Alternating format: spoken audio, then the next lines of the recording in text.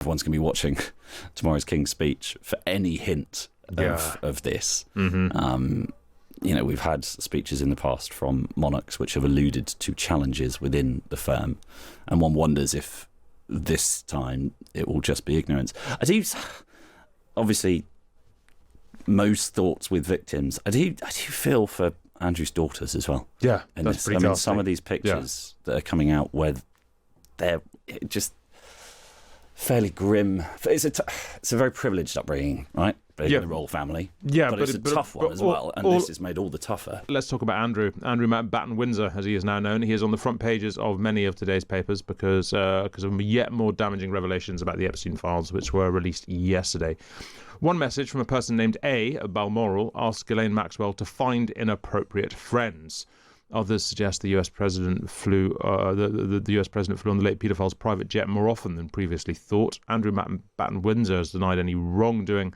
Dr. Ed Owens, a royal historian, told Times Radio that the King's decision to remove the former prince's titles had been vindicated. The monarchy was deeply damaged by this episode. I think continues to be damaged by the association with Andrew, even though he has been pushed as far to the margins as possible. It remains to be seen how lasting this damage will be. And I'm sure, at Buckingham Palace this Christmas, they will be hoping very much that there aren't many more reports of this kind to emerge from the Epstein files. Andy, this story has sort of rumbled on a long, long time. You think you know it. You think it's like, there's more pages of it. It's going to be dull. There's nothing I don't know here. Then you read it and you're like, nope, I seem to be shocked all over again. Yeah, that's exactly the reaction. This one feels particularly shocking.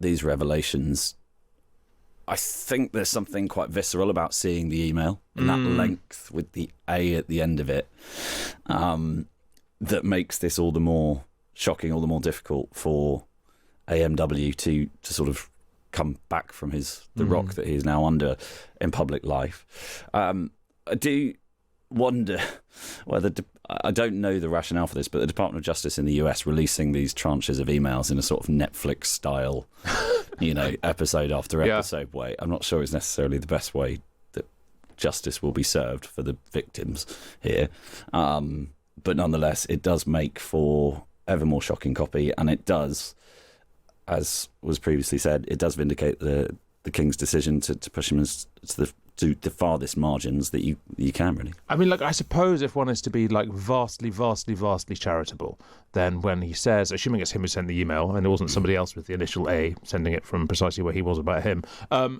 when he says inappropriate friends, that's kind of banter. It's meant to be fun. When Ghislaine Maxwell emails her supposed friend in Peru and says surround him with discreet two-legged sightseeing from people from good families who aren't going to talk, then it's all this. I'm really trying to say this in an acceptable way. This could all be happening at a sleazy threshold below the sexual. There, it could. That is feasible. Yeah, we have all been through media law training. Yeah, so we always look at these things and see how far one can prove a certain activity.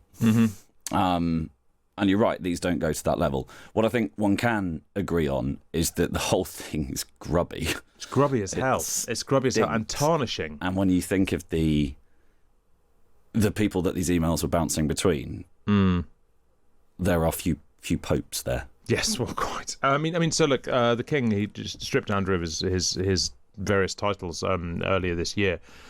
You can kind of see why. I mean, if he hadn't done it a few months ago, he'd have to do it now, wouldn't he?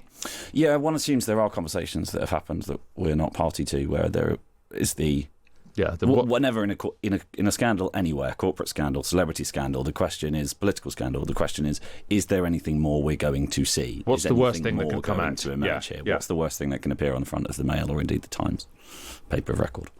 And maybe they've had those conversations, and that's why we've got to a point where all of this is coming out after he has been separated.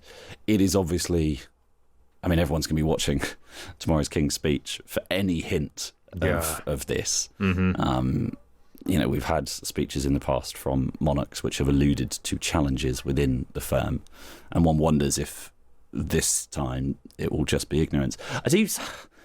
Obviously, most thoughts with victims. I do feel for Andrew's daughters as well. Yeah, that's pretty ghastly. Some of these pictures that are coming out where they're just fairly grim. It's a very privileged upbringing, right? Being in the royal family. Yeah, but it's a tough one as well, and this is made all the tougher. All eyes on you, all eyes on your father, all eyes on your mother.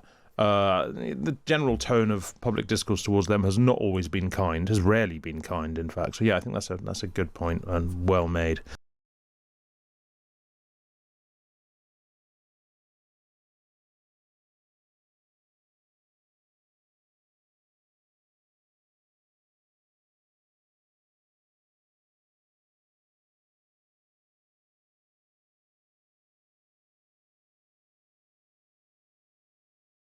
To be honest, in reviewing the documents that have been released, at least the first gauge and what we understand is that it's about 10%. Mm-hmm. And so you look at it and you say, well, I thought we asked for all the documents. Mm-hmm. I thought that this bill sort of alluded to the fact that we should be getting everything released. And so there's also this mixed feeling of what are we hiding here? I mean, we've got, and I could be wrong. I don't know if the initial report could be wrong, but if it is 10%, let's just say it is, then we've got some work to do here. Mm-hmm. There's this bill that got passed was to release all of the documents, to be fully transparent, and I don't know if we really have that feeling tonight, to be honest with you.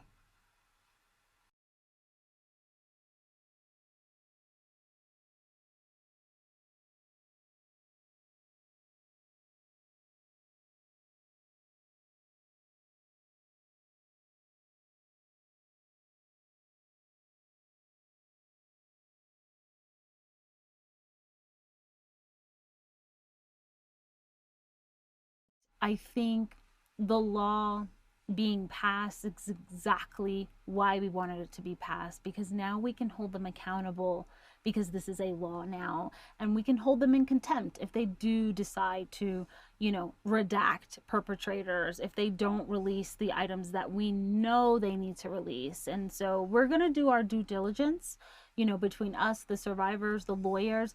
We know what should be in there, and we're going to comb through every single page, and we're going to hold them accountable. And so while we're extremely disappointed, while we're frustrated, there is also this sense of empowerment. And every single survivor that I told them today, I said that the ball is in our court.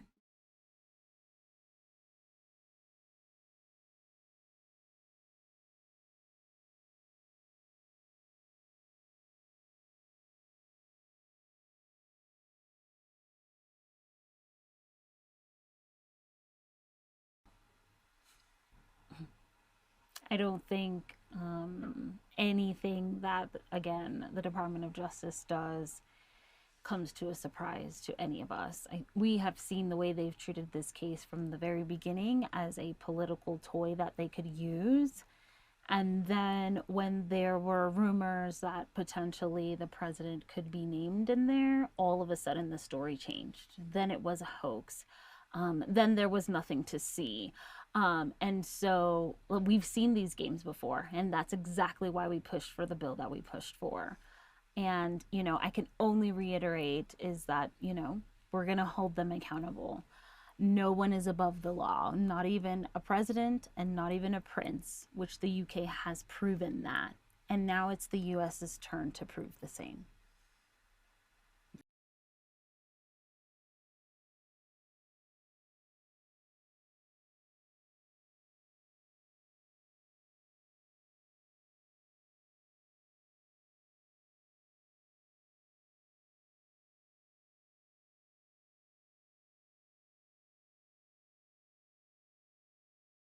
So she would feel a lot of mixed emotions right now, but I know she would feel an overwhelming amount of joy for her survivor sisters, just like I know a lot of them are feeling tonight. They say, even if it's just 10% tonight, it's still acknowledgement. Mm-hmm. It's still these documents were being safeguarded for so long.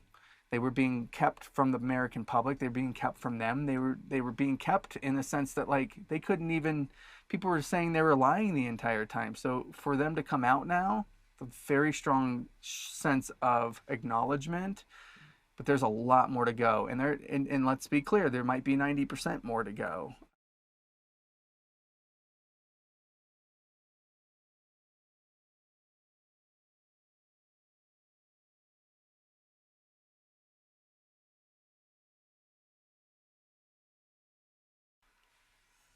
we're so proud of her and the way that her voice has been so strong. The mark that she's made with her book, and her book doing so well because people believe her and support her.